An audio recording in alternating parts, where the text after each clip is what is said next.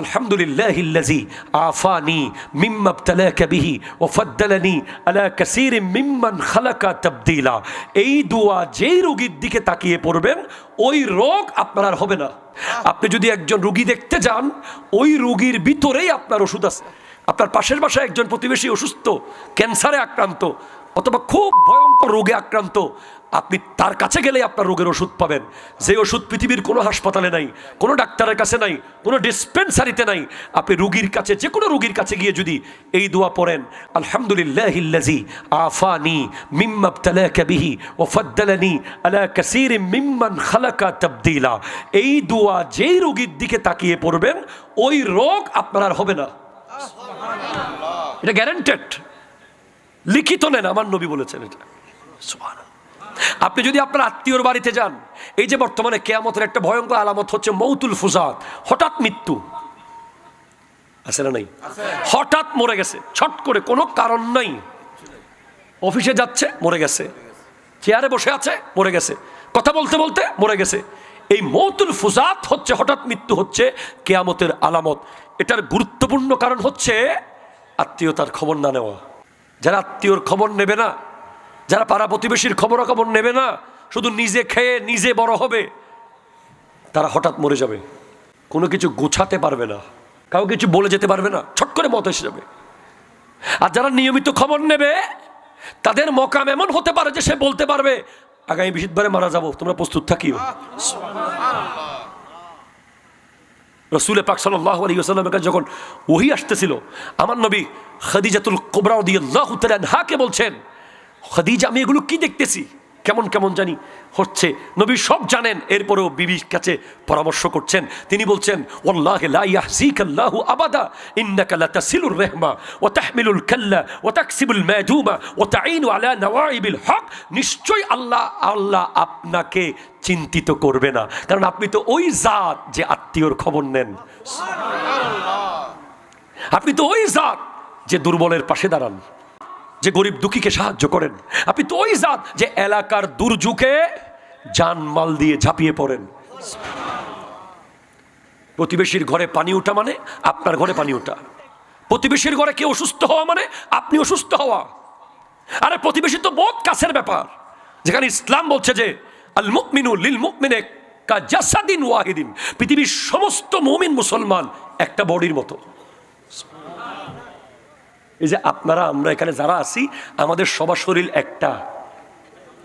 এটা আমি বলি না, নবী বলছে যে ইনিশতাকা আইনুহু ইশতাকা কুল্লুহু। যেভাবে চোখ ব্যথা পেলে গোটা বডি ব্যথা পায়, সেভাবে চন্দনাইশের কোনো মুসলমান ব্যথা পেলে আমি রাউজানের মুসলমানও ব্যথা পেতে হবে, তখন আমি মুসলমান। আমার নবী বলছেন, আল মুমিনু লিল মুমিনে কাল বুনিয়ান। এক মুমিন আরেক মুমিনের জন্য একটা দেওয়ালের মতো, একটা বাড়ির মতো। পৃথিবীতে যদি 300 কোটি মুসলমান থাকে, 300 কোটি ইট দিয়ে বানানো একটা বাড়ি। সেখান থেকে একটা ইট খুলে গেলে যেভাবে সাপ ঢুকবে, বিচ্ছু ঢুকবে, ঠান্ডা ঢুকবে, সেভাবে একজন মুসলমান যদি অন্যায়ভাবে জুলুমের শিকার হয়, সবাই শিকার হয়েছে। এটা ইসলাম এত সুন্দর। খাজা মঈনুদ্দিন চিশতি রহমতুল্লাহ কি দিয়ে মুসলমান বানিয়েছেন? 90 লাখ।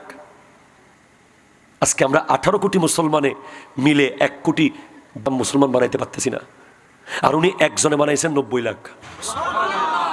কেন? এক পেয়ালা খাবার 4 জনে ভাগ করে খাইছেন। কেউ থাকতে না পারলে নিজের পাশে এনে ঘুম পাড়াইছেন, মুস্কি হেসেছেন, পাশে দাঁড়িয়েছেন। পৃথিবীতে আপনি খুব সহজে যদি মানুষের মন নিতে চান, সেটা হচ্ছে আপনাকে মানব সেবা করতে হবে। খুব সহজে আপনি মানুষের হৃদয় জয় করতে পারবেন। চাঁদপুর হাজীগঞ্জে যাওয়ার পথে ওয়ারুক বাজারে একটা দেয়াল আছে, লেখা আছে মানবতার দেয়াল। এটা আমি আমেরিকাতেও দেখেছি, বহুত জায়গায় দেখেছি এটা। আবার আমি আমেরিকায় যাই নাই ভাই, মানে ভিডিওতে দেখছি যে অনেক আবার বছর আমেরিকা হতে গিয়ে। আমেরিকানরা এটা করে, চাইনিজদের মধ্যেও আছে এটা মানবতার দেয়াল। ওই দেয়ালের মধ্যে অনেকগুলো হ্যাঙ্গার লটকানো আছে। শীতকালে আপনি আপনার ঘরে এক্সট্রা জ্যাকেট থাকলে একটা ওখানে লটকায় দিয়ে গেলেন। সিটাঙ্গে অনেক জায়গায় ছিল, এখন কোথায় আছে আমি জানি না। আপনার কাছে 2টা কম্বল আছে, একটা কম্বল আপনি ওখানে লটকিয়ে রেখে গেলেন। কেউ দেখলো না কে রেখে গেল, কেউ দেখলো না কে নিয়ে গেল। নিশ্চয়ই যার প্রয়োজন সে নিয়ে গেছে, ঠিক কিনা? কথা জোরে বলেন না। গরিব দুঃখী যাতে কেউ লজ্জা না পায়, আপনি রেখে যাবেন। যার প্রয়োজন পুরাতন জ্যাকেট, পুরাতন কম্বল, পুরাতন বেডশিট, পুরাতন জামা, পুরাতন প্যান্ট রেখেছে, যার প্রয়োজন সে নিয়ে ব্যবহার করছে। আমাদের সমাজে এমন অবস্থা থাকবে যে এই শীতে কারো ঘরে এত কম্বল যে জীবনে ওই কম্বল আর সিরিয়ালে আসবে না, শুধু প্যাকেটেই থাকবে। কারণ আগেরটা পুরানো হচ্ছে না কোনো মতে, আগেরটা পুরানো হচ্ছে না, ছিটতেছেও না, তো নতুনগুলো বের করবো কেন? এরকম কতজনের ঘরে যে কম্বল শুধু পরেই আছে যুগ যুগ ধরে, অথচ পাশের বাসার প্রতিবেশীর ঘরে শীতের কারণে তারা প্রতিদিন সারা রাত কাঁপতে কাঁপতে হাড় কাঁপা কষ্ট পায়, ঠিক কিনা জোরে বলেন? আপনি দেখবেন যে আমাদের সমাজে এমন এমন যুবক আছে যাদের কাছে একটা গ্রিন কালার জ্যাকেট, একটা ব্লু কালার জ্যাকেট, একটা ব্ল্যাক কালার জ্যাকেট আর একটা মেরুন কালার জ্যাকেট, জুতার সাথে জ্যাকেট মিল, জুতার সাথে জ্যাকেট মিল, এখন আবার অরেঞ্জ কালারের আইফোন 17 সাথে ম্যাচিং করে আবার জ্যাকেট, কিন্তু অথচ পাশের বাসায় দেখেন বেচারা ছেঁড়া একটা সুইটার পরছে, তাও ছিঁড়ে যাবে টাইপের, ঠিক কিনা জোরে কথা বলেন? বাস্তবতা। আপনি 10,000 জ্যাকেট পরলে কি জান্নাত পাবেন? ধরুন আপনার কাছে 10,000 রকমের জ্যাকেট আছে, এই 10,000 রকমের জ্যাকেট আপনি পরছেন, কিয়ামতের মাঠে গিয়ে বলতে পারবেন এটা যে আমি একটা বড় কাজ করছিলাম, কি আমার কাছে 10 রকমের জ্যাকেট ছিল, এটা মূল্যবান হবে না ওটা মূল্যবান হবে? আমার 2টা জ্যাকেট ছিল, একটা আমি আমার প্রতিবেশীকে দিয়ে দিয়েছি, আমার 2টা কম্বল ছিল, একটা দিয়ে দিয়েছি। এই হলো ব্যাপার। আমরা চেষ্টা করব ইমানদার হতে। তাহলে নিশ্চয়ই বুঝতে পেরেছেন যে নামাজ পড়তে পড়তে কপাল কালো করবে, কিন্তু প্রতিবেশীকে গালি দিবে। প্রতিবেশী যার মুখের কারণে ভয়ে তার কাছে আসবে না, আছে না নাই? কথা জোরে বলেন না। সমাজে এমন এমন প্রতিবেশী আছে যে ওকে দেখলে আরেকদিকে আরেক রোডে হাঁটে, ওদের বাজ এখানে গেলে একখান দিব আরেক দুদিন। কিয়ামতের একটা বড় আলামত হলো অনিষ্টতার ভয়ে মানুষকে সম্মান করা। আপনি একটা মানুষকে সম্মান করতেছেন যে তার অনিষ্টতা থেকে বাঁচতে, মুহাব্বতে সালাম দিচ্ছেন না, সালাম দিচ্ছেন যে সালাম যদি না দেন সে আপনারা এক জায়গায় আটকাই দিবে, এরকম আছে না নাই? তাকে যদি ভালো মতো বদ্দা না ডাকেন সে আপনাকে আরেক জায়গায় কদ্দা করে দিবে, এই ভয়ে আপনি বদ্দা বদ্দা বদ্দা বদ্দা করতেছেন। এটা হলো কিয়ামতের আলামত। এক প্রতিবেশীর গাছের আম আরেক প্রতিবেশীর বাড়িতে পড়বে বলে আম গাছের ঢাল পর্যন্ত কেটে দেয়। এক প্রতিবেশীর মুরগি কিংবা গরু বাছুর আরেক প্রতিবেশীর বাড়িতে যাওয়ার অপরাধে পা কেটে দেওয়ারও রেকর্ড আছে। এমনও ব্যাপার আছে যে প্রতিবেশীর ঘরে ভয়ঙ্কর প্রবলেম চলছে, কঠিন অসুস্থতা কিংবা কোনো একটা দুর্ঘটনা ঘটেছে, এই প্রতিবেশী কানে হেডফোন লাগিয়ে ঘুমাচ্ছে, বলছে আমার কি দরকার? এই টোটাল ব্যাপারটার সাথে ইসলামের কোনো সম্পর্ক নাই। ইসলাম কি বলছে আপনাকে? প্রতি শুক্রবারে বলছে প্রতিবেশীর হক নিয়ে আরো অনেক আয়াত আছে। আমি এই আয়াতটা নেওয়ার উদ্দেশ্য ছিল যে সূরা তাহরিম থেকে, যে প্রতি শুক্রবারেই এই আয়াত আমাদের সামনে পড়া হয় খুতবায়।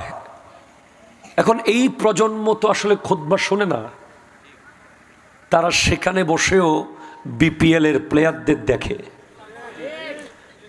মসজিদে ঢুকেও তারা যে মোবাইলে ফুটবল কিংবা ক্রিকেট খেলার নিউজ দেখছে, এমন বড় বড় মুসল্লি আমাদের সমাজে আছে যে যারা সারা দিন মোবাইল এ নিউজ দেখেও নিউজ দেখা শেষ করতে পারে নাই, জুমার নামাজে গিয়েও তাদেরকে মোবাইল বের করে দেখতে হচ্ছে খতিব যখন খুতবা দিচ্ছে সেদিকে ফিরে, তখন খতিবের অনেক সময় স্লিপ অফ টাং হয়ে যাচ্ছে, সফকতে লেসান হয়ে যাচ্ছে, কারণ দেখছে যে ৩-৪ জন ব্যক্তি ওখানে এমনভাবে আচরণ করছে যেন তারা মসজিদে নাই, তারা বাজারে আছে।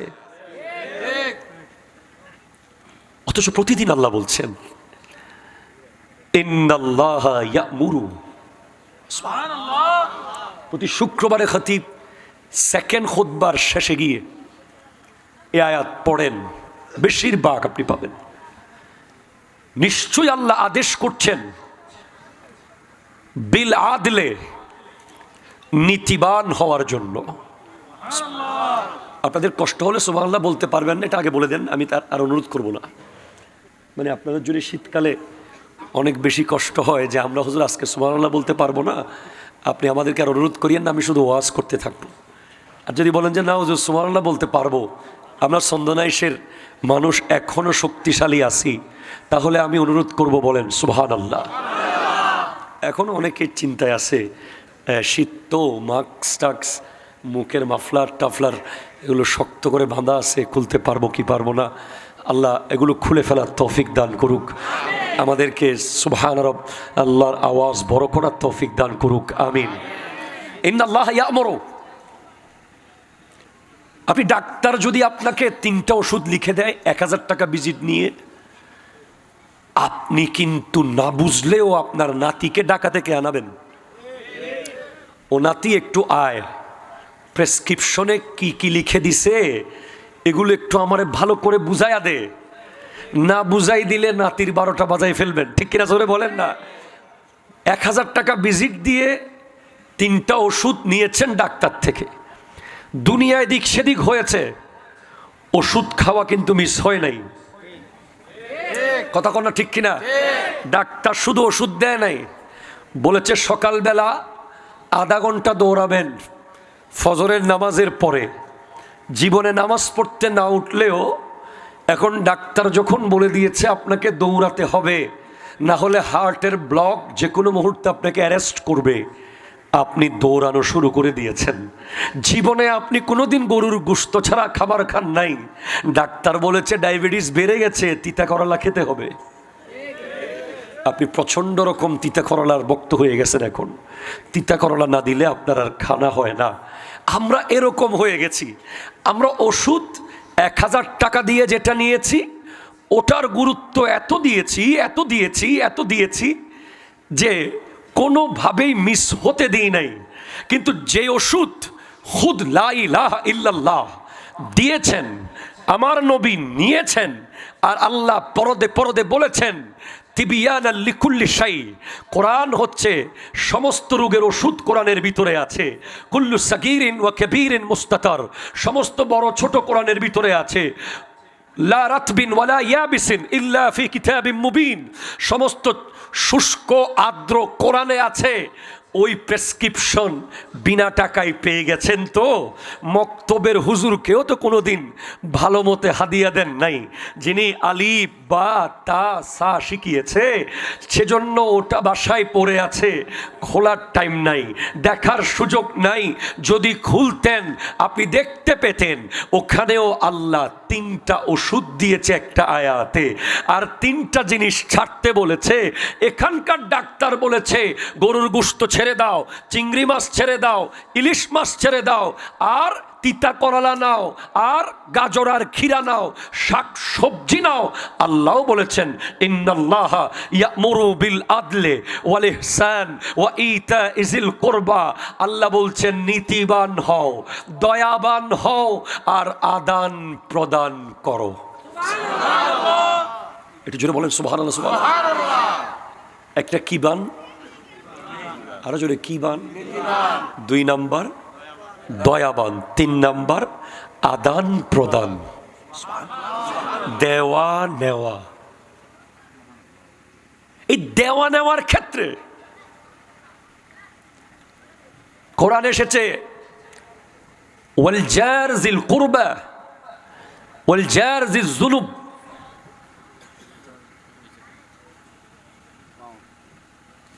যাক, একজন গিয়ে আরেকজন আগে মারহাবা, একটু মারহাবা জোরে বলেন না রে ভাই। সভাপতি সাহেবকে আল্লাহ কবুল করুক। সভাপতি সাহেব আসছে, ভালো হয়েছে, কারণ সভাপতি পুরো মাহফিলে থাকতে হয়। আশা করি ইনশাল্লাহ মোনাজাত করে যাবে, আল্লাহ কবুল করুক। একটা কাছের প্রতিবেশী, একটা দূরের প্রতিবেশী, একটা আত্মীয় প্রতিবেশী, একটা অনাত্মীয় প্রতিবেশী। প্রতিবেশী আত্মীয় হোক, প্রতিবেশী অনাত্মীয় হোক, আপনার কাছ থেকে কিছু পাওয়ার, কিছু দেওয়ার, কিছু নেওয়ার, আদান প্রদানের সবচেয়ে বড় হকদার হলো আপনার প্রতিবেশী। একটু জোরে বলেন না সুবহানাল্লাহ।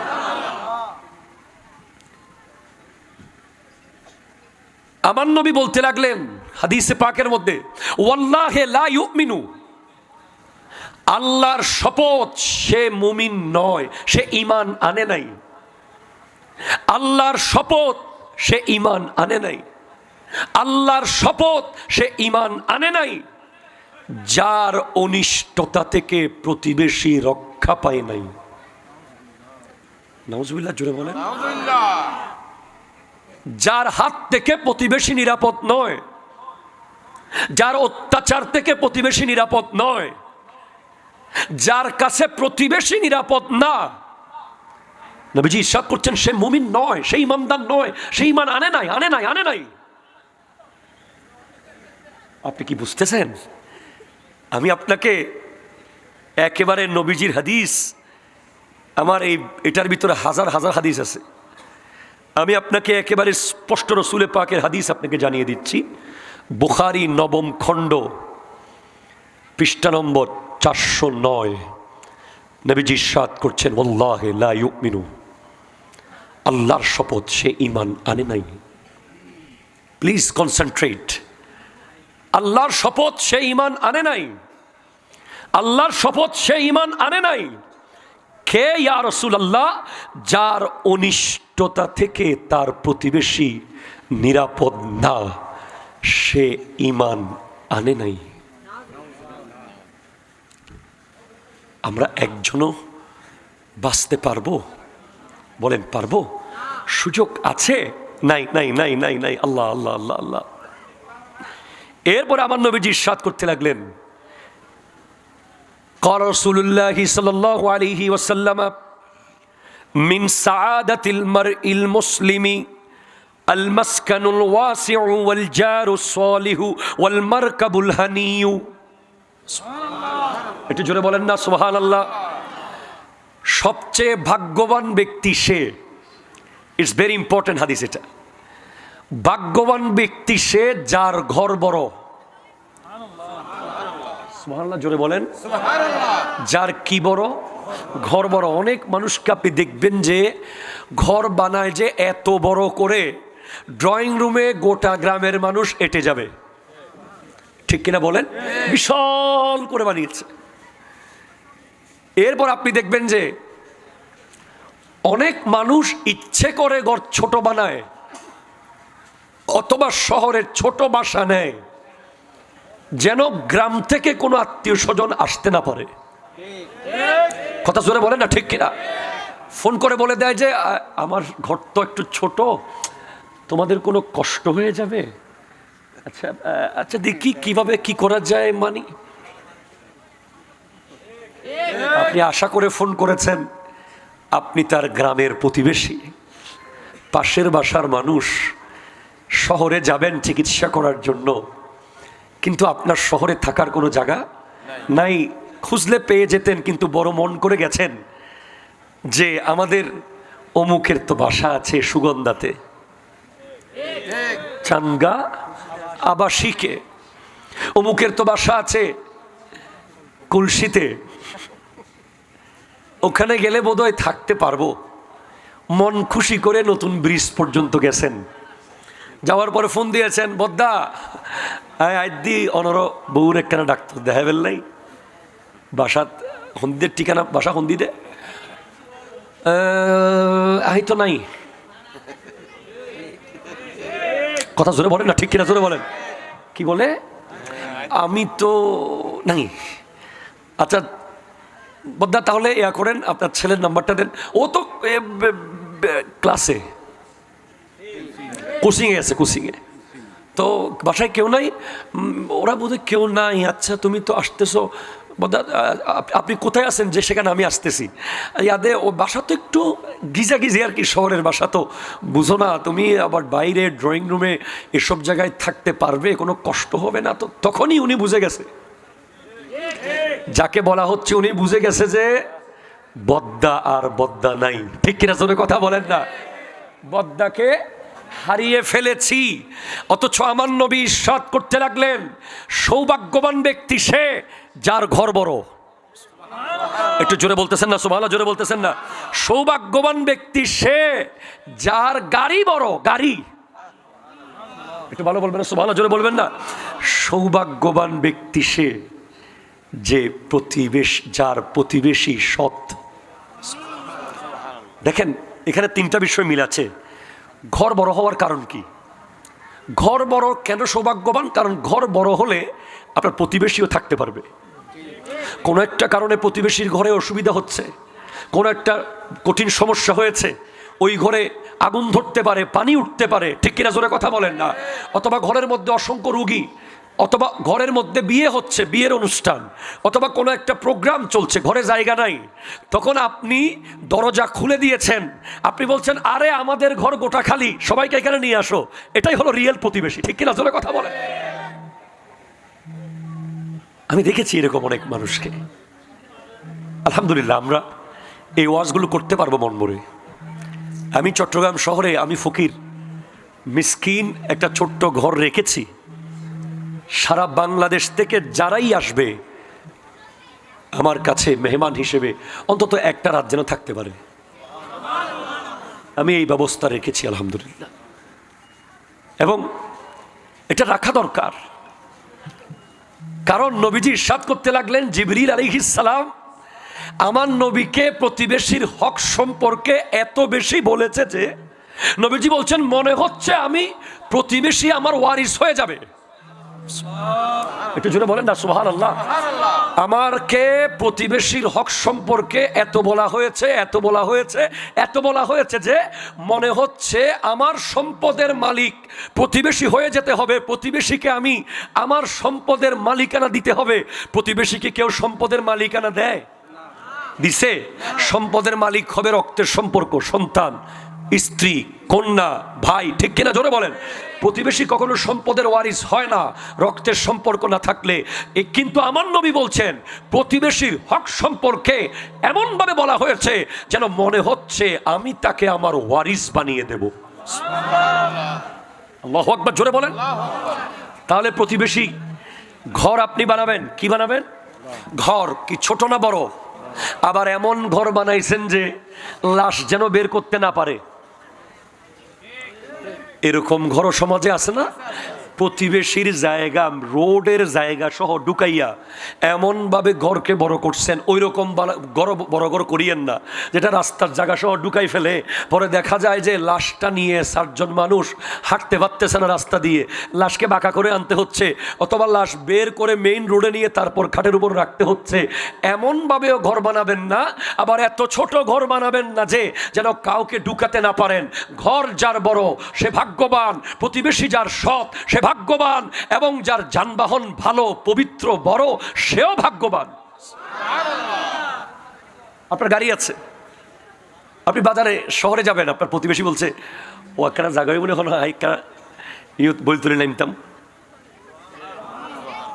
ঠিক কিনা? আপনি বলছেন না আসলে ছোট তো গাড়ি, সিট।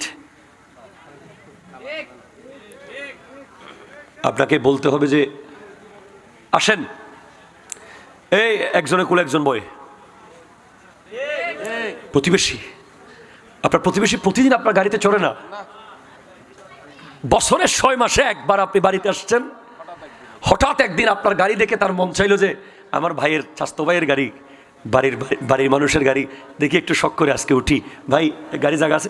আপনি বলবেন যে বদ্ধ হরে যাবেন দনে আলো এগুন। কথা জোরে বলেন না, ঠিক কিনা জোরে বলেন?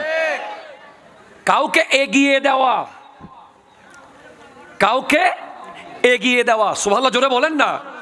সৎকার মধ্যে মুস্কি হাসা সাদাকা, কাউকে রিসিভ করে নিয়ে আসা সাদাকা, কারো ব্যাগ তুলে এগিয়ে দেওয়াও সাদাকা। এটা কেমন সাদাকা? উহুদ পাহাড়, এটা হিমালয় পর্বতের চেয়েও দামি সাদাকা। এতটুকু পরিমাণ সাদাকা, যেমন সওয়াব সাগরের সমুদ্রের পানি যতটুকু আছে এর চেয়ে বড়, আকাশের চেয়ে বড়। আমার নবীকে জিজ্ঞেস করা হয়েছে যে সাদাকার ওজন কত? আল্লাহ ফেরেশতাদেরকে জিজ্ঞেস করেছেন সাদাকার ওজন কত? বলে আল্লাহ, এই পৃথিবীতে তুমি যে বানিয়েছো পৃথিবীর চেয়ে ওজনদার কি? বলে পাহাড়। এটা জোরে বলেন না সুবহানাল্লাহ। বলে পাহাড়ের চেয়ে ওজন কি? বলে আগুন। আগুনের চেয়ে ওজন কি? লোহা। লোহার চেয়ে ওজন কি? সুবহানাল্লাহ জোরে বলেন। এভাবে করে পানি, পানির চেয়ে ওজন বাতাস। বলে এর চেয়ে ওজন কি? বলে সাদাকা। আপনি কাউকে যদি একটু এগিয়ে দেন এটাও সাদাকার সওয়াব। জোরে বলেন সুবহানাল্লাহ।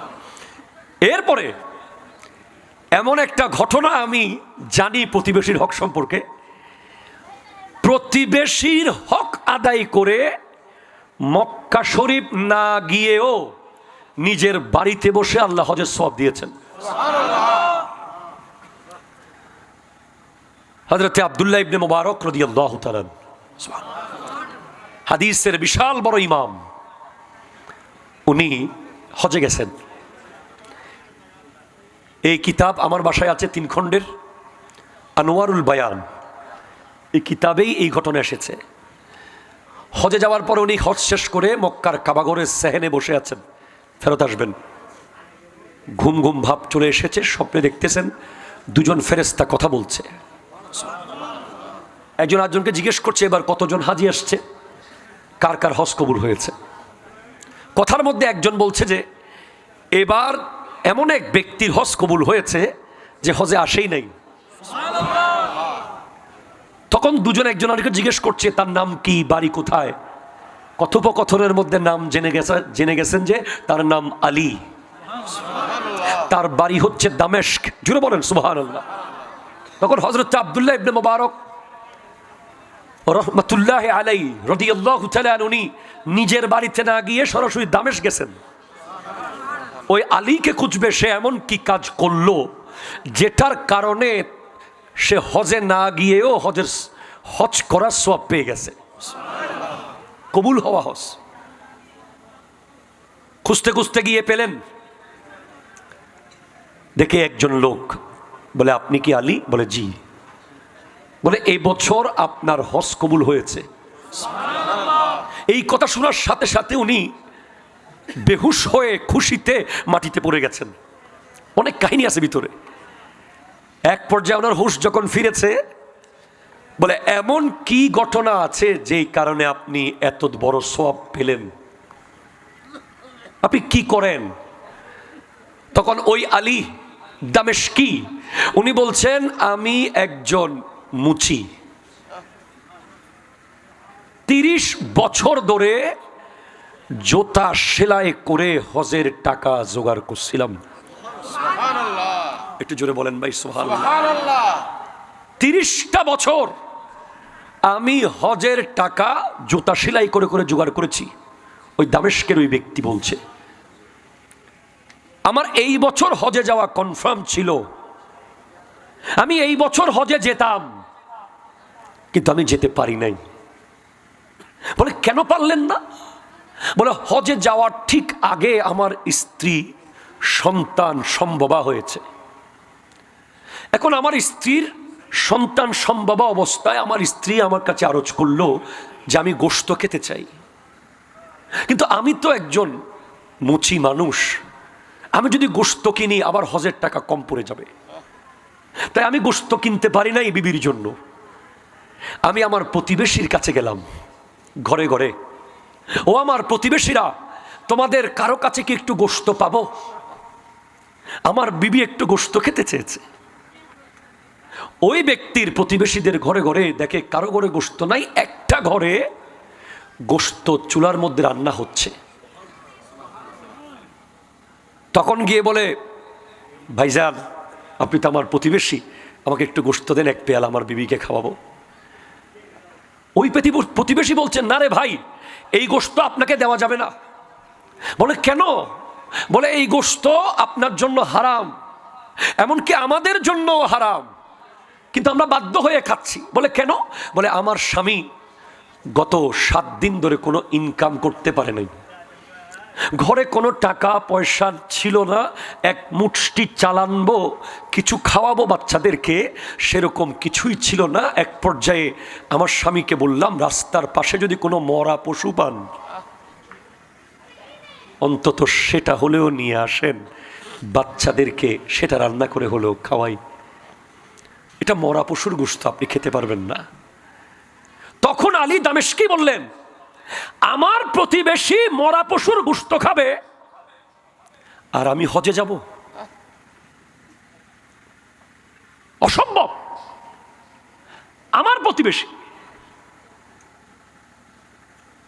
প্রতিবেশী মরা পশুর গোশত খাবে আর আমি হজে যাব? ওয়াল্লাহি আমি হজে যাব না।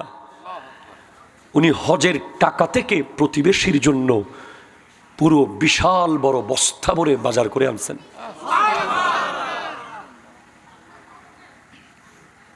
আর হজে যেতে পারেন নাই।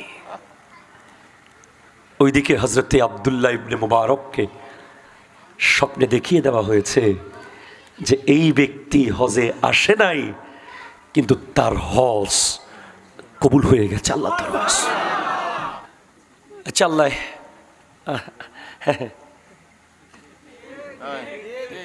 খবরদার কোনোদিন না ঈদের সময় কিছু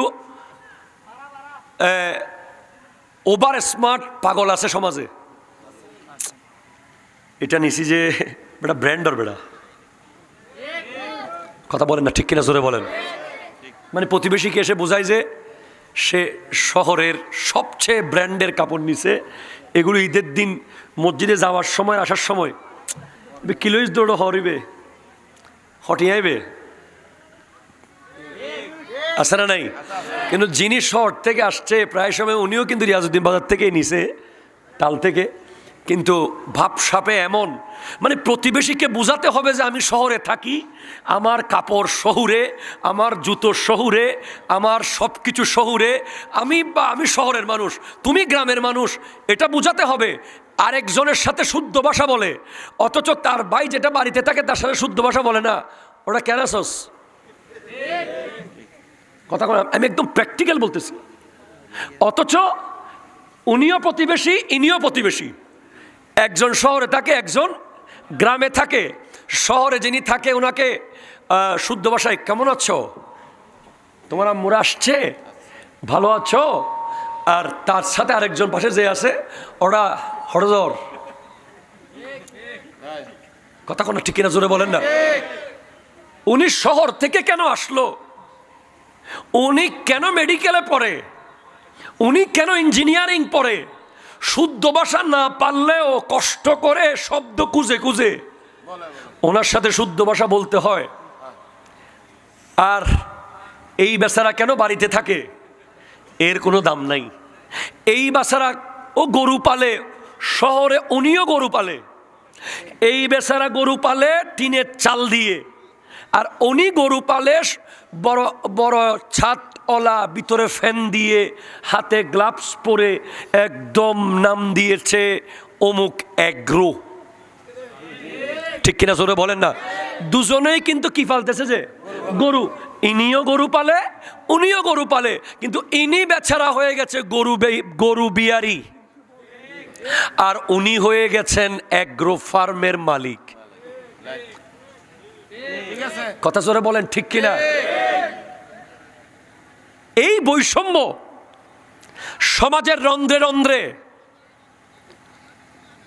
কোরবানির দিন আজকে শপথ করেন প্রতিবেশীর সাথে কোনোদিন কম্পিটিশন করবেন না। আমাদের সমাজে প্রত্যেক ঘরে ঘরে এটা আছে। ভিতরে রুমে গেলে আপনি বুঝতে পারবেন কথা কি চলতেছে। 1 লাখ দহলে দিতুন হজ্জল তো ইতর তো গরু বললাম পড়িব শর্মর ব্যাপার বেড়া। আগে গরু নেয় না, বুলে যদি ছোট পড়ে যায়, আগে প্রতিবেশী নিচে কিনা দেখে, কত বড় লই ইতে লনর ফর তুই, ঠিক কিনা জোরে বলেন? এগুলোর ভিতরে কি কোরবানি আছে? এখানে কোনো কোরবানি আছে? কোনো কোরবানি আছে? নাই নাই নাই নাই নাই। আপনার গরুটাও প্রতিবেশীর, প্রতিবেশীর গরুটাও আপনার, আপনার ছাগল তার, তার ছাগল আপনার, কারণ এটা আপনার না, এটা আল্লাহর, ঠিক কিনা জোরে বলেন না? যেটা আপনি ঘরে রাখা বিলে চাষ করার জন্য রেখেছেন ওটা আপনার গরু, যেটা আপনি খামারে করে বিক্রি করতেছেন ওটা আপনার, যেটা আপনি কোরবানি দেওয়ার জন্য নিয়ে এসেছেন ওটা আর আপনার নাই, ওটা আল্লাহর, ঠিক কিনা জোরে বলেন না? সেজন্য গরিব প্রতিবেশীকে কোনোদিন বুঝতে দিবেন না যে সে কোরবানি করতে পারতেছে না। ঈদের দিন যদি দেখেন যে গরিব প্রতিবেশী ঈদের কাপড় কিনতে পারে নাই, আপনার উচিত হবে একটা এক্সট্রা ড্রেস তার জন্য কিনে নিয়ে আসা। একেবারে সারপ্রাইজিং, কাউকে বলা যাবে না, গোপনে তার বাসায় গিয়ে ইবে দুবাইল লই দি, আলাইগ তলাইগ লই দি।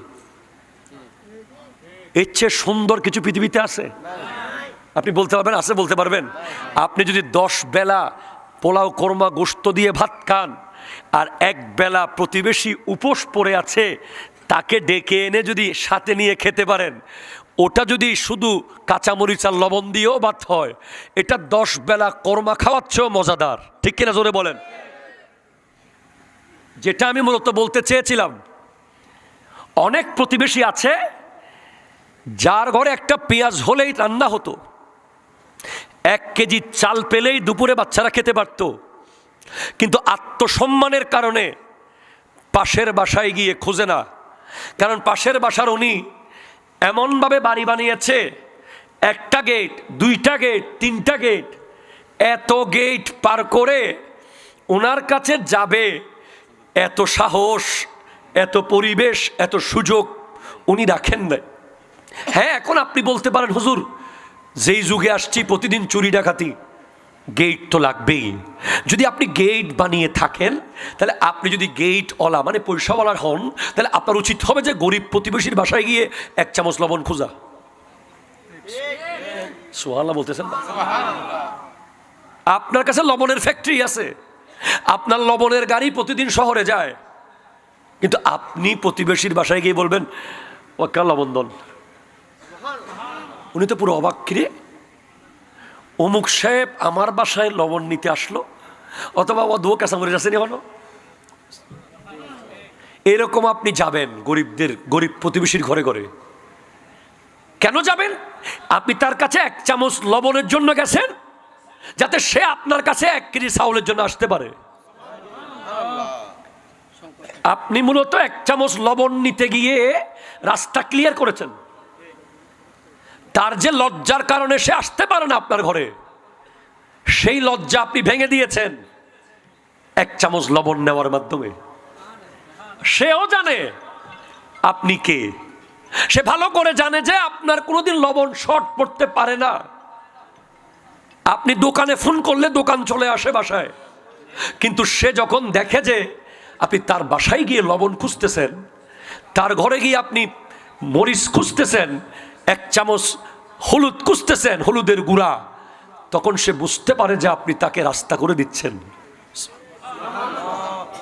এভাবে আপনাকে বাধ্যগত যেতে হবে, এটা নফল যাওয়া না। আমি যে আপনাকে কথাগুলো বলছি এটা কোনো এমন কথা না যে আপনি করলেও করেন না করলেও না করেন, এমন না। নবীজিকে জিজ্ঞেস করা হয়েছে আমাদের মধ্যে কে সবচেয়ে ভালো, নবীজি বলছেন যার প্রতিবেশী, যে প্রতিবেশীর কাছে ভালো। আবার জিজ্ঞেস করা হয়েছে আমাদের মধ্যে কে সবচেয়ে ভালো, নবীজি বলছেন যে প্রতিবেশীর কাছে ভালো। কিয়ামতের দিন প্রতিবেশী যদি বিরুদ্ধে সাক্ষী দেয়, ওই ব্যক্তির কোনো ছাড় নাই। রাসূল পাক সাল্লাল্লাহু আলাইহি ওয়াসাল্লামের কাছে এসে একজন বলে, ইয়া রাসূলুল্লাহ, আমাদের এখানে একজন নারী আছে। আমার মা বোনেরা কি ওয়াজ শুনতেছে? আছে এই এলাকায় কোনো মহিলা আছে আজকে? বলে ইয়া রাসূলুল্লাহ, আমার কাছে আমাদের এলাকায় একজন নারী আছে যিনি খুব নফল নামাজ পড়ে, যিনি খুব দান সাদাকা করে, যিনি খুব বেশি আমল করে, নফল রোজা রাখে, কিন্তু তার মুখ থেকে প্রতিবেশী নিরাপদ না। নবীজি বলছেন সে জাহান্নামী। কি করে সে? কথা বলেন। নফল নামাজ মানে নফল কে পড়ে? যে ফরজ পড়ে। যে ফরজ পড়ে না সে কি নফল পড়ে? যে ফরজ পড়ে, ওয়াজিব পড়ে, সুন্নাত পড়ে, সেই তো নফল পড়ে। ঠিক কিনা? জোরে কথা বলেন না। বলে ইয়া রাসূলুল্লাহ, এমন এক নারী আছে যে নফল পড়ে, তার মানে সে ফরজও পড়ে, ওয়াজিবও পড়ে, সুন্নাতও পড়ে। বলে সে নফল রোজাও রাখে, তার মানে সে অবশ্যই ফরজ রোজাও রাখে, সে দান সাদাকাও করে, কিন্তু তার মুখ থেকে প্রতিবেশী নিরাপদ না। আই আই আই, আমার নবী বলছেন সে জাহান্নামী। এরপর আরেকজন এসে বলে ইয়া রাসূলুল্লাহ, আমাদের এলাকায় একজন নারী আছে, তেমন নফল নামাজ পড়ে না, তেমন নফল রোজা রাখে না, তেমন কোনো বেশি ইবাদত করে না, মোটামুটি টুকটাক করে, কিন্তু তার মুখ থেকে সমস্ত প্রতিবেশী নিরাপদ। আমার নবীজি বলছেন সে জান্নাতি। আপনি দেখেন না প্রতিবেশীদের মুখের কি অবস্থা বর্তমানে। কেউ কাউকে আল্লাহর খোদার কহর দিচ্ছে নাই মনে হচ্ছে। আমি মনে হয় আজকে আমি রুজগতে ওয়াজ করতেছি, এখানে কোনো প্রতিবেশীর কোনো সিস্টেমই নাই। এখানে কেউ কাহাকে লানত দিচ্ছে, কেউ প্রতিদিন প্ল্যান বানাচ্ছে, এবং কেউ কাউকে সেহের জাদু করছে। ঠিক কিনা? জোরে বলেন না। কেউ কাউকে বান্টনা মেরে শেষ করে দিচ্ছে, কেউ কাউকে সারাক্ষণ হিংসার আগুনে জ্বালিয়ে ফেলছে, কেউ কাউকে সারাক্ষণ গীবতের আগুনে জ্বালিয়ে ফেলছে, কেউ কাউকে সারাক্ষণ দুশ্মনীর চোখে দেখতেই আছে। অথচ প্রতিবেশীর জবান, আপনি আপনার মুখকে বন্ধ করে ফেলেন, এই মুহূর্তে তওবা করেন। লাইলাতুল কদর রাতে সারা রাত নামাজ পড়ে প্রতিবেশীকে যদি গালি দেন, ওই নামাজ কাজে আসবে না। একটা ছোট্ট গাছের জন্য মা বোন ধরে গালি, একটা গাছের পাতা পড়েছে উঠানে, মা বোন ধরে গালি, একটু মুরগি গিয়ে উঠানে পায়খানা করেছে, মা বোন ধরে গালি শুরু। আসে না? কথা জোরে বলেন না। একটু সামান্য থেকে সামান্য তুফান এসে গাছের ঢাল ভেঙে পড়েছে, কি অবস্থা, গালাগালি শুরু। প্রতিবেশীর বাড়িতে প্রোগ্রাম হচ্ছে, মেজবান হচ্ছে বা কোনো অনুষ্ঠান হচ্ছে, তার বাসায় একটু চুলা বানিয়ে তার ঘরে একটু উঠানে রান্না করতে চেয়েছে, কত রকমের গালাগালি। না, এটা করা যাবে না। আর গরিব প্রতিবেশী হলে তো খবরই নাই। আছে না? নাই। প্রতিবেশী যদি গরিব হয় তখন অনেকে পরিচয় দেয় না। আপনি দেখবেন যে অনেক পয়সাওয়ালা প্রতিবেশীকে আপনি শহরে বড় বড় জায়গায় গিয়ে বলছেন আমার বাড়ির লোক, আমরা পাশাপাশি তো, উনি বলবে যে চিনি, মোটামুটি দেখিলাম। ঠিক কিনা? জোরে বলেন তো। I high high high. তাহলে আপনি কি বুঝলেন? কি বুঝতে পেলেন? প্রতিবেশী যদি উপোস ঘুমায় আর আপনি যদি খানা খেয়ে ঘুমান, আপনি ইমানদার হতে পারেন নাই। এগুলো মনে থাকবে, ওয়াজগুলো মনে থাকবে। আপনার মুখ দিয়ে যদি প্রতিবেশীকে গালি দেন, প্রতিবেশী কতটুকু? 40 গড়। কয় গড়? 40 গড়ের মধ্যে সবচেয়ে কাছে যেই গড়টা, এটা বেশি আগে হকদার, এরপরেরটা, এরপরেরটা, এরপরেরটা, এরপরটা, এভাবে 40 গড় পর্যন্ত আপনার প্রতিবেশীর পর্যায়ে পড়বে। প্রতিবেশী যদি কাফেরও হয় তারও হক আদায় করতে হবে। সে ইসলাম আর কুফরি হিসেবে না, প্রতিবেশী হিসেবে। রসুলে পাকের হাদিসে আছে, তোমরা তরকারির মধ্যে ঝোল বাড়িয়ে দাও। একটু জোরে বলেন না সুবহানাল্লাহ। তরকারির মধ্যে কি বাড়িয়ে দাও? ঝোল বাড়িয়ে দাও, যাতে করে তোমার প্রতিবেশীকে নিয়ে তুমি খেতে পারো। আমার নবী এক পেয়ালা দুধ 70 জনে ভাগ করে খেয়েছেন। একটা খেজুর 4 জনে ভাগ করে খেয়েছেন। একটা ছোট্ট ছাগলের বাছুর 1000 জনে খেয়েছেন।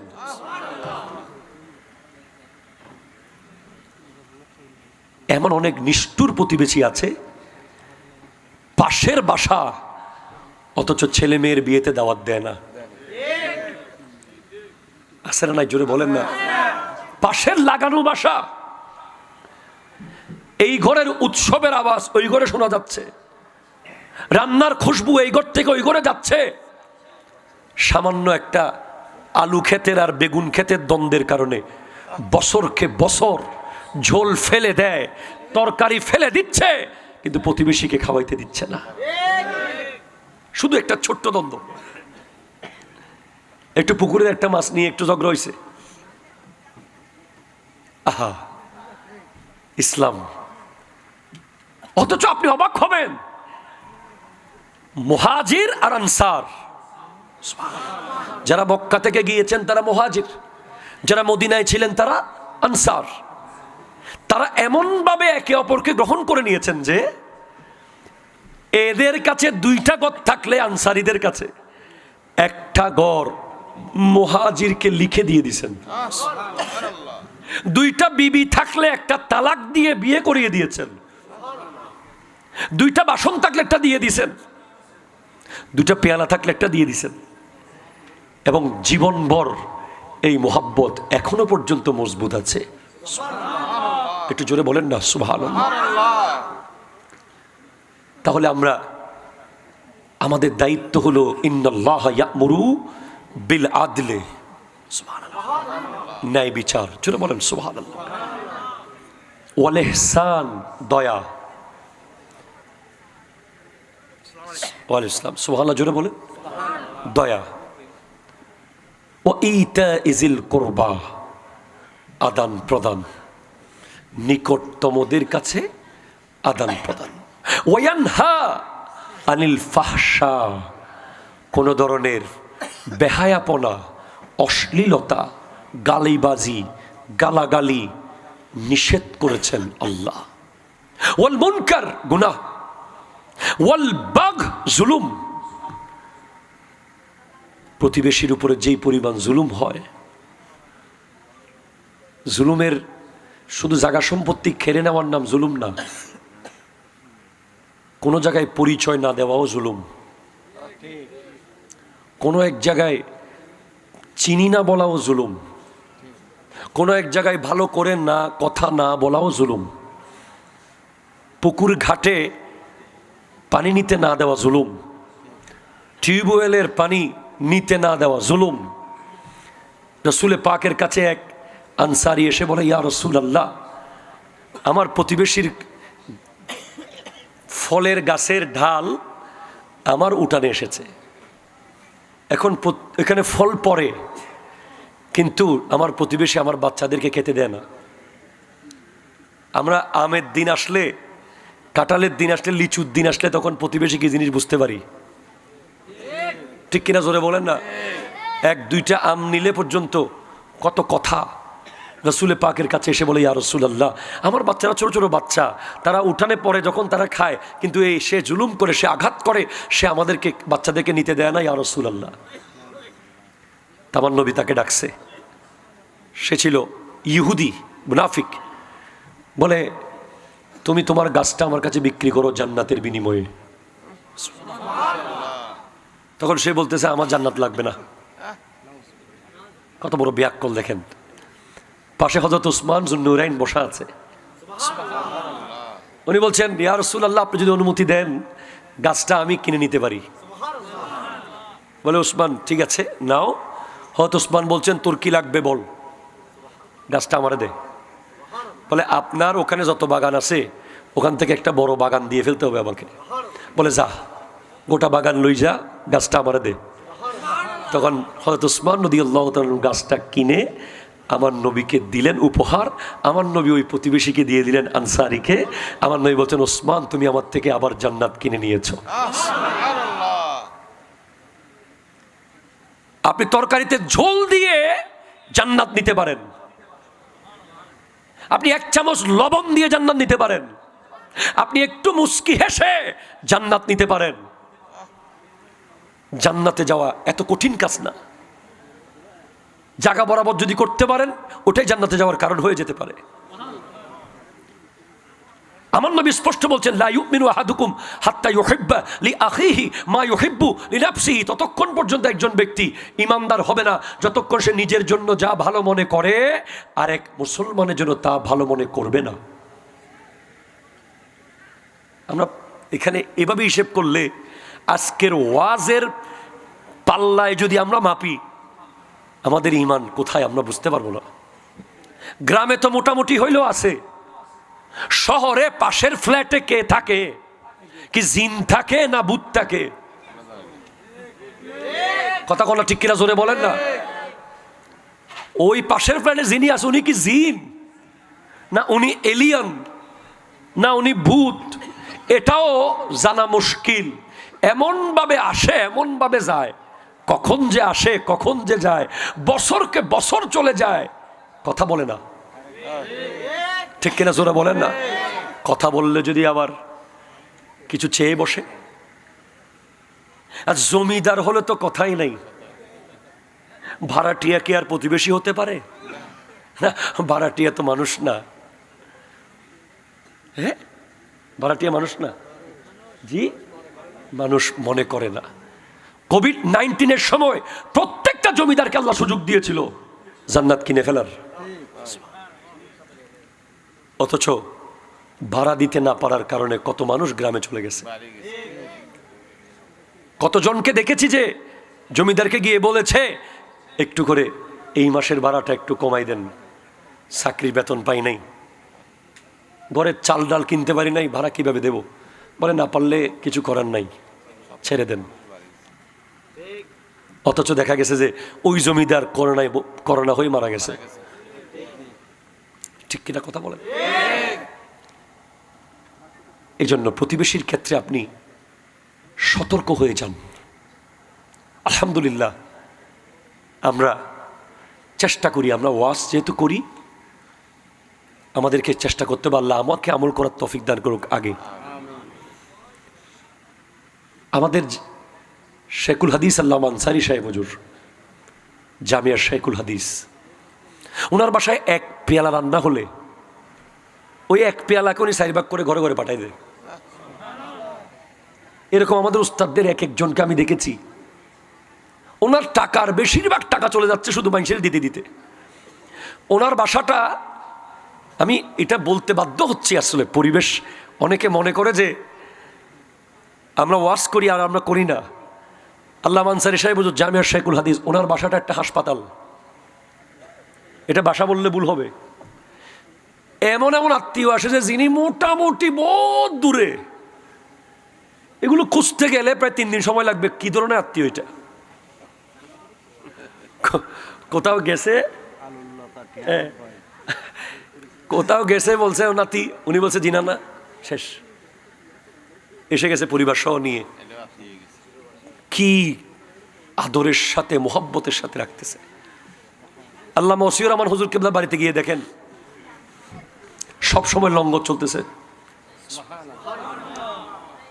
এভাবে আপনি যদি দেখেন ওলামায়ে কেরামদের ঘরে ঘরে গিয়ে আপনি আশ্চর্য হয়ে যাবেন যে আলেমদের এত সুখী হওয়ার, এত বরকত হওয়ার, এত উঁচুতে যাওয়ার, এত সম্মান পাওয়ার রহস্য হচ্ছে আলেমরা মেহমান পাইলে আমরা গনিমত মনে করি। আমার বাসায় যদি কোনো মেহমান এসে কখনো না খেয়ে চলে যায়, আমার বাবা আমারে তুফান করে ফেলে। অনেক সময় তো মানুষ সময় থাকে না, বাইরে থেকে বাইরে চলে যায়, হুজুর গাড়ি দাঁড়ায় আছে, যেতে হবে। যদি আপনার একজন প্রতিবেশী কোনো কারণে আপনার মেহমান হয়ে যায়, তখন আপনি ডবল জিনিস পেয়ে গেছেন। এক হলো প্রতিবেশী হিসেবে সওয়াব, আর একটা হলো মেহমান হিসেবে সওয়াব। এই জন্য যারা শহরে থাকেন, যাদের শহরে বাড়ি আছে, তারা একটা রুম বরাদ্দ রাখবেন প্রতিবেশীর জন্য, আত্মীয় স্বজনের জন্য আসুক। মেহমান যখন আসে, হাদিসে পাকে আছে, বুস্তানুল ওয়াইজিন আল্লামা ইবনুল জৌজির লেখা, মেহমান যখন বাসায় আসে নিজের রিজিক নিজে নিয়ে আসে। মেহমান যখন পেট ভরে মন ভরে খেয়ে যায়, যাওয়ার সময় ঘরের মানুষের সমস্ত গুনাহ সাথে নিয়ে চলে যায়। মেহমান যখন খুশি হয়ে খেয়ে থেকে যাওয়ার সময় মুস্কি হেসে চলে যায়, তখন ঘরের মানুষকে একটা হজ আর একটা উমরা সওয়াব দেওয়া হয়।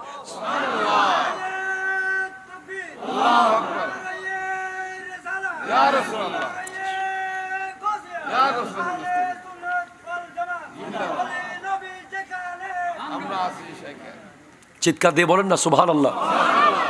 হযরত ইব্রাহিম আলাইহিস সালাম রাস্তার মোড়ে গিয়ে দাঁড়িয়ে থাকতেন প্রত্যেক বেলায় একটা মেহমানের জন্য। একটা মেহমানকে সাথে নিয়ে খাওয়ার জন্য প্রত্যেক বেলায় রাস্তার মোড়ে গিয়ে দাঁড়িয়ে থাকতেন। হযরত মওলা আলীকে জিজ্ঞেস করা হয়েছে, আপনার সবচেয়ে প্রিয় জিনিস কি? উনি বলছেন, 1 নম্বর আদ-দরবু বিস-সাইফ, তলোয়ার দিয়ে যুদ্ধ করা ইসলামের জন্য। 2 ওয়া ইকরামুদ-দাইফ, মেহমানকে সম্মান করা। 3 ওয়া সাওমু বিস-সাইফ, কঠিন গরমের মধ্যে রোজা রাখা। এখন বর্তমান মেহমানদারি আছে? নাই। মেহমান আসেও না, নিজেও যায় না। আমাদের এখানে অনেকজন আছে যে ফুফুর বাড়ি কোথায় জানেও না, ঠিক কিনা জোরে বলেন? সে যে তার স্বাস্থ্য ভাই এটাও সে জানে না। পরিচয় করাই চাইবে, তোমার স্বাস্থ্য ভাইয়ের ওয়া, তোমার আব্বা ছোট ভাইয়ের ফুয়াইবে। ও তাই নাকি, সরি আমি তো চিনতে পারি না, কেমন আছেন? ঠিক কিনা জোরে বলেন? কোথায় ফুফু? আমি কি করব, আসলে আমরা অনেক ব্যস্ত। আমার নিজেরও মাঝে মাঝে আফসোস হয়, আমাদেরটা তো আপনারা জানেন কীরকম ব্যস্ততার মধ্যে দিন যায়। ফুফু, ফুফাতো বোন, খালা, খালতো বোন, চাচা, চাচতো বোন, এগুলো সবগুলো কিন্তু কঠিন ভয়ঙ্কর হকদারের মধ্যে পড়ে। কিয়ামতের দিন পুলসিরাতের 2য় সিঁড়িতে এদের প্রত্যেকের ব্যাপারে আল্লাহ জিজ্ঞেস করবে। এদেরকে ডেকে ডেকে জিজ্ঞেস করবে, তোমার খবর নিছিল কিনা, তোমার হক আদায় করছিল কিনা, তোমার সাথে যোগাযোগ রাখছিল কিনা, তোমাকে ঠিকভাবে পরিচয় দিছিল কিনা, তোমার সমস্ত দায়িত্ব নিছিল কিনা। প্রতিবেশী যখন হাসপাতালে যাবে চিকিৎসার জন্য, আপনি টাকা দিতে না পারেন, অন্তত দেখে আসবেন। মনে রাখবেন সব সময়, আমার আল্লাহ কোনো একটা জিনিসকে আমাদের জন্য দেন নাই যে যেটাতে আমাদের উপকার নাই, এরকম কিছু দেন নাই। প্রত্যেকটা বিষয় আমাদের উপকার লিখিত আছে। আপনি যদি একজন রুগী দেখতে যান, ওই রুগীর ভিতরেই আপনার ওষুধ আছে। ইসলাম কি সুন্দর! আপনার পাশের বাসায় একজন প্রতিবেশী অসুস্থ, ক্যান্সারে আক্রান্ত, খুব ভয়ঙ্কর হার্ট অ্যাটাক অথবা খুব ভয়ঙ্কর রোগে আক্রান্ত, আপনি তার কাছে গেলে আপনার রোগের ওষুধ পাবেন। যে ওষুধ পৃথিবীর কোনো হাসপাতালে নাই, কোনো ডাক্তারের কাছে নাই, কোনো ডিসপেন্সারিতে নাই। আপনি রোগীর কাছে, যে কোনো রোগীর কাছে গিয়ে যদি এই দোয়া পড়েন, আলহামদুলিল্লাহিল্লাযী আফানি মিম্মা ইবতালাকা বিহি ওয়া ফাদ্দালানি আলা কাসীরিম মিম্মান খালাকা তাবদীলা, এই দোয়া যেই রোগীর দিকে তাকিয়ে পড়বেন, ওই রোগ আপনার আর হবে না। এটা গ্যারান্টেড, লিখিত নেন, আমার নবী বলেছেন এটা। সুবহানাল্লাহ। আপনি যদি আপনার আত্মীয়র বাড়িতে যান, এই যে বর্তমানে কিয়ামতের একটা ভয়ঙ্কর আলামত হচ্ছে মৌতুল ফুজাত, হঠাৎ মৃত্যু আছে না নাই? হঠাৎ মরে গেছে, ছট করে, কোনো কারণ নাই। অফিসে যাচ্ছে, মরে গেছে। চেয়ারে বসে আছে, মরে গেছে। কথা বলতে বলতে মরে গেছে। এই মৌতুল ফুজাত হচ্ছে, হঠাৎ মৃত্যু হচ্ছে কিয়ামতের আলামত। এটার গুরুত্বপূর্ণ কারণ হচ্ছে আত্মীয়তার খবর না নেওয়া। যারা আত্মীয়র খবর নেবে না, যারা পাড়া প্রতিবেশীর খবরাখবর নেবে না, শুধু নিজে খেয়ে নিজে বড় হবে, তারা হঠাৎ মরে যাবে। কোনো কিছু গোছাতে পারবে না, কাউ কিছু বলে যেতে পারবে না, ছট করে মত এসে যাবে। আর যারা নিয়মিত খবর নেবে, তাদের মকাম এমন হতে পারে যে সে বলতে পারবে, আগামী বৃহস্পতিবারে মারা যাব, তোমরা প্রস্তুত থাকিও। রাসূল পাক সাল্লাল্লাহু আলাইহি ওয়াসাল্লামের কাছে যখন ওহী আসতেছিল, আমার নবী খাদিজাতুল কুবরা রাদিয়াল্লাহু তাআলা আনহাকে বলছেন, খাদিজা আমি এগুলো কি দেখতেছি, কেমন কেমন জানি হচ্ছে। নবী সব জানেন, এরপরেও বিবির কাছে পরামর্শ করছেন। তিনি বলছেন, ওয়াল্লাহি লা ইয়াহসিকাল্লাহু আবাদা ইন্নাকা লাতাসিলুর রাহমা ওয়া তাহমিলুল কাল্লা ওয়া তাকসিবুল মাদুমা ওয়া তাঈনু আলা নওয়াইবিল হক। নিশ্চয় আল্লাহ আপনাকে চিন্তিত করবে না, কারণ আপনি তো ওই জাত যে আত্মীয়র খবর নেন। আপনি তো ওই জাত যে দুর্বলের পাশে দাঁড়ান, যে গরিব দুঃখীকে সাহায্য করেন। আপনি তো ওই জাত যে এলাকার দুর্যোগে জানমাল দিয়ে ঝাঁপিয়ে পড়েন। প্রতিবেশীর ঘরে পানি ওঠা মানে আপনার ঘরে পানি ওঠা, প্রতিবেশীর ঘরে আগুন লাগা মানে আপনার ঘরে আগুন লাগা, প্রতিবেশীর ঘরে কেউ অসুস্থ হওয়া মানে আপনি অসুস্থ হওয়া। আরে প্রতিবেশী তো বহুত কাছের ব্যাপার, যেখানে ইসলাম বলছে যে আল মুমিনু লিল মুমিনে কা জাসাদিন ওয়াহিদিন। পৃথিবীর সমস্ত মুমিন মুসলমান একটা বডির মতো। এই যে আপনারা আমরা এখানে যারা আছি, আমাদের সবার শরীর একটা। এটা আমি বলি না, নবী বলছে যে ইনিশতাকা আইনুহু ইশতাকা কুল্লুহু।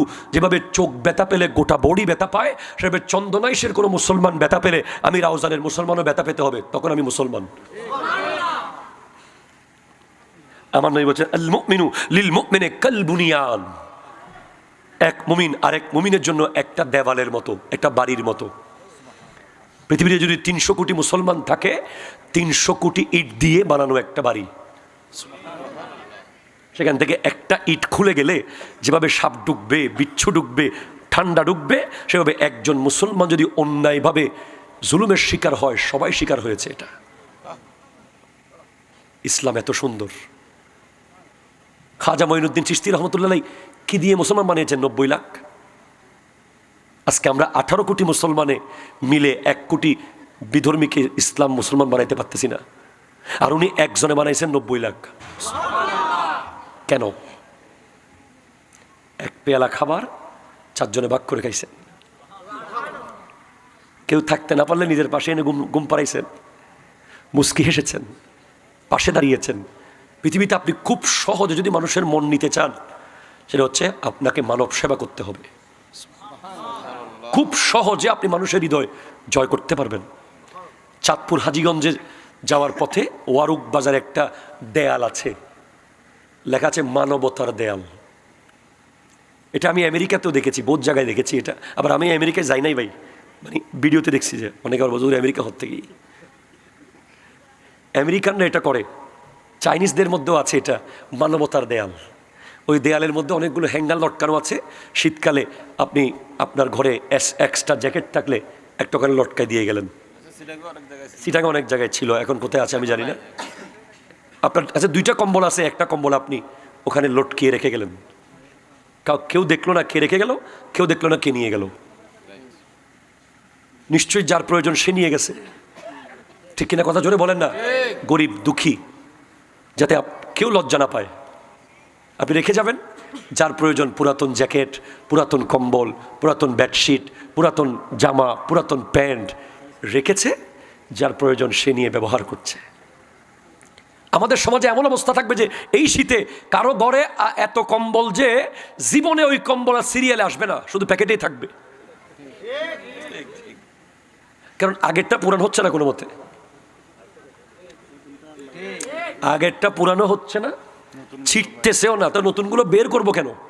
এরকম কতজনের ঘরে যে কম্বল শুধু পরেই আছে যুগ যুগ ধরে, অথচ পাশের বাসার প্রতিবেশীর ঘরে শীতের কারণে তারা প্রতিদিন সারা রাত কাঁপতে কাঁপতে হাড় কাঁপা কষ্ট পায়।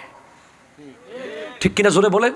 আপনি দেখবেন যে আমাদের সমাজে এমন এমন যুবক আছে যাদের কাছে একটা গ্রিন কালার জ্যাকেট, একটা ব্লু কালার জ্যাকেট, একটা ব্ল্যাক কালার জ্যাকেট আর একটা মেরুন কালার জ্যাকেট, জুতার সাথে জ্যাকেট মিল, জুতার সাথে জ্যাকেট মিল। এখন আবার অরেঞ্জ কালারের আইফোন 17 সাথে ম্যাচিং করে আবার জ্যাকেট, কিন্তু অথচ পাশের বাসায় দেখেন বেচারা ছেঁড়া একটা সুইটার পরছে, তাও ছিঁড়ে যাবে টাইপের। ঠিক কিনা জোরে কথা বলেন? এ বাস্তবতা। আপনি 10,000 জ্যাকেট পরলে কি জান্নাত পাবেন? ধরুন আপনার কাছে 10,000 রকমের জ্যাকেট আছে, এই 10,000 রকমের জ্যাকেট আপনি পরছেন, কিয়ামতের মাঠে গিয়ে বলতে পারবেন এটা যে আমি একটা বড় কাজ করছিলাম, কি আমার কাছে 10 রকমের জ্যাকেট ছিল, এটা মূল্যবান হবে না ওটা মূল্যবান হবে, আমার 2টা জ্যাকেট ছিল, একটা আমি আমার প্রতিবেশীকে দিয়ে দিয়েছি। আমার 2টা কম্বল ছিল, একটা দিয়ে দিয়েছি। এই হলো ব্যাপার। আমরা চেষ্টা করব ইমানদার হতে। তাহলে নিশ্চয়ই বুঝতে পেরেছেন যে নামাজ পড়তে পড়তে কপাল কালো করবে, কিন্তু প্রতিবেশীকে গালি দিবে। প্রতিবেশী যার মুখের কারণে ভয়ে তার কাছে আসবে না। আসে না নাই? কথা জোরে বলেন না। সমাজে এমন এমন প্রতিবেশী আছে যে ওকে দেখলে আরেকদিকে আরেক রোডে হাঁটে, ওদের বাজ এখানে গেলে একখান দিব আরেও দুদিন। কিয়ামতের একটা বড় আলামত হলো অনিষ্টতার ভয়ে মানুষকে সম্মান করা। আপনি একটা মানুষকে সম্মান করতেছেন যে তার অনিষ্টতা থেকে বাঁচতে, মুহাব্বতে সালাম দিচ্ছেন না, সালাম দিচ্ছেন যে সালাম যদি না দেন সে আপনারা এক জায়গায় আটকাই দিবে। এরকম আছে না নাই? তাকে যদি ভালো মতো বদ্দা না ডাকেন সে আপনাকে আরেক জায়গায় কদ্দা করে দিবে। এই ভয়ে আপনি বদ্দা বদ্দা বদ্দা বদ্দা করতেছেন, এটা হলো কিয়ামতের আলামত। আর আরেকজনকে দেখে আপনি মুহাব্বতে, প্রেমে, তার প্রতি ভালোবাসায় তাকে সালাম দিচ্ছেন, তাকে রেসপেক্ট করছেন, এটা হলো রিয়েল মুহাব্বত। যেই প্রতিবেশীর অনিষ্টতার ভয়ে তার প্রতিবেশী সবসময় আতঙ্কে থাকে, আছে না? ধরেন অমুকের ঘরে ফোলা 6টা, আপনার ঘরে ফোলা 1টা, ওরা সবাই মিলে কোন সময় যে আপনার সিবি ধরে, ঠিক কিনা জোরে বলেন না? ওরা আবার বাপে কিন্তু আবার গর্ব করে বলে আর ফলের হইম না, আর অমুক করে ফঙ্গুর জুম্মা ইসলাম হইম না, এরকম আর গর্ব করে বলে। কাকে হুমকি দেয়? প্রতিবেশীকে। তো যেই ব্যক্তি প্রতিবেশীকে হুমকি দামকি দিয়ে চুপ করিয়ে রেখেছে, তাকে বলে দেন, আজকের মাহফিল থেকে মেসেজ তাকে দিয়ে দেন, সে নামাজ পড়ুক, সে রোজা রাখুক, সে যাকাত দেখ, সে হজ করুক, সে যাই করুক, সে জাহান্নামী, কারণ তার অনিষ্টতা থেকে প্রতিবেশী নিরাপদ না। ঠিক কিনা জোরে কথা বলেন, হাত তোলে বলেন, ঠিক কিনা বলেন। শেষ।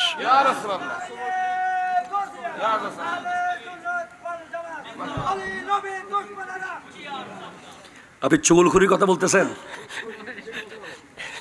এটা তো মারাত্মক ভাবে হচ্ছে। কোরআন বলছে ইয়া আইয়ুহাল্লাযীনা আমানু ইজতানিবু কাসীরাম মিনাজ-যন্ন ইন্না বা'দাজ-যন্নি ইসমুন ওয়া লা তাজাসসাসু। প্রতিবেশীর বাসায় ইঁদুর ঢুকতে পারে না? বলেন পারে? সাপ ঢুকতে পারে? এটা রাতের 12টার পরে হইতে পারে না? পারে কি পারে না? পারে। এখন ধরেন এরকম একটা ঢুকছে সাপ, স্বামী স্ত্রী দুজনে মিলে সাপ মারতেছে, মারবে না? তখন স্বামী তো সাপের গায়ে বাড়ি দিচ্ছে ধূপ ধূপ, ওদিকে স্ত্রী মহিলা মানুষ, উনি ভয়ে চিৎকার করতেছে, আর পাশে পাশে প্রতিবেশী বলতেছে আহা কিভাবে বউরের ফিডের। কথা জোরে বলেন না, ঠিক কিনা? অথচ কোথায় সাপ মারা আর কোথায় বউ মারা। এখন আস্তে করে সকালে গিয়ে পুকুর ঘাটে কি ওরে নহইও আর আর এক পিট্টি রে, উনি আবার এক জায়গায় কি ওরে নহইও। এই কাউকে বলো না বলতে গোটা বহরম পাড়া হয়ে গেছে। ঠিক কিনা জোরে কথা বলেন। অথচ জিনিসটার কোনো অস্তিত্বই নাই, এরকম অ্যাভেলেবেল। ধরেন চন্দনায় বৈলতলির মোড়ে গাড়ির তলে পরে একটা বোতল ফেটে গেছে, টাস করে দূর থেকে আল্লাহ ককটেল, কিছুক্ষণ পরে এটা মিডিয়াতে চলে গেছে ককটেল, সেখান থেকে মূল জায়গা চলে গিয়ে বোমা হামলা, ছিল সেটা কি? বোতল। এই জন্য কোরআন স্পষ্ট বলেছে ইন্না বা'দাজ-যন্নি ইসমুন, অসংখ্য অনেক ধারণা আছে যেগুলো সম্পূর্ণ ভুল, গুনাহ। চুগলখুরি বেশিরভাগ হয় ধারণার কারণে। ঠিক কিনা জোরে কথা বলেন? ধারণা। আর চুগলখুরি একটু বেশি হয় কেন জানেন? যেই ব্যক্তি দুই দিকে ঠিক রাখে, উনি দানের শীষও ঠিক, একটা বললাম না আর কি, নৌকাতেও ঠিক। কথা জোরে বলেন, ঠিক কিনা? উনি এদিকে গিয়ে বলে পদ্মা অনন্যা নেতা আর নাই বিশ্বাস করুন ইন বাংলাদেশের তো হইতেন না এন দে অবুক অন সাক্ষাৎ ফেরেস্তা বদ্দা মনে নোয়াইলি এটা খনে চাইব আরে। আবার ওনার কাছে গিয়ে ইতেন না জার্গো আছে না বদ্দা, এই যে ব্যাপার, ইতজ্ঞ মানুষ না, এতে মানুষও হাতাহাত ফরে না বাজি। এখন দুই দিক থেকে মধু খাচ্ছে। ঠিক কিনা জোরে কথা বলেন? এরকম ব্যক্তিগুলো এক সময় না ঘাটকা না ঘাটকা, দুজন যখন জেনে যাবে সে এই কাজ করে, তখন দেখবেন তার এক রান এদিকে ফিরে যাবে, এক রান এদিকে ফিরে যাবে। সে এলাকা তো ছাড়তে হবে, দেশও ছাড়তে হবে, ঠিক কিনা জোরে কথা বলেন। এজন্য মুনাফিক হওয়ার দরকার নাই, একদিকে হয়ে যান। চুগলখুর হচ্ছে যারা দুই নৌকায় পা দেয়, যারা এখানকার কথা ওখানে বলে। কিয়ামতের দিন চুগলখুররা কবর থেকে উঠবে, চেহারা থাকবে শূকরের মতো। আপনি যে সমস্ত ব্যক্তিকে হাসরের মাঠে শূকরের চেহারা দেখবেন, নিচের বডি ঠিক থাকবে, উপরে যাদেরকে শূকরের মতো দেখবেন, বুঝবেন তারা দুনিয়াতে চুগলখুরি করত। আল্লাহ পাক আমাদেরকে চুগলখুর থেকে রক্ষা করুক।